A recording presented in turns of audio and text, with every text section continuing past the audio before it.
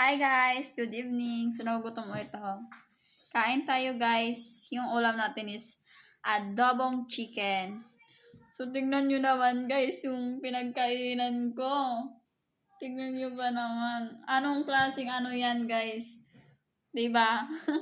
Pero okay lang yan guys. At least, kakain tayo. So kain tayo guys. Ganito kami sa province pag walang plato.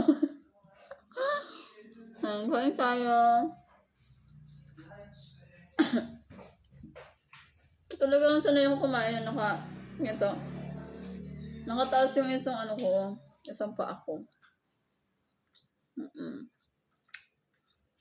So, kain tayo. Yan.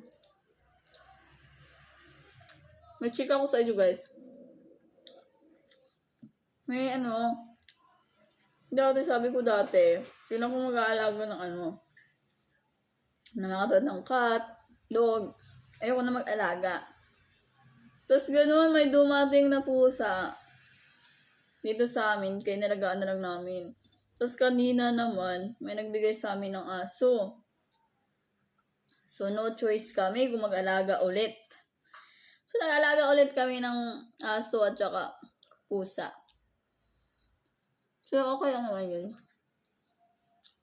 Yan talaga pag cat lover tsaka dog lover ka guys. Yung talaga may iwasan mag-alaga. At yun lang po yung chika natin ngayon. Habang kumakain ko guys. So nakakamay din ako. Tapos huwag niyong i-bash yung yung pinagkainan ko. Wala nang plato. Di may plato naman. Talagang gusto ko lang dito. Gusto ko ito yung pagkainan ko kasi, parang nakakamiss din kasi sa province na ganito kami kumakain pag walang plato. Tapos ang inano ko talaga dito, kaya dito ako kumakain guys. Yung sauce ng adobo. Para hindi siya masayang, kaya dito ako kumain. Yun. Sayang kasi ba itatapat yung sauce ng adobo eh. So dito na natin siya dito ko na nilagay.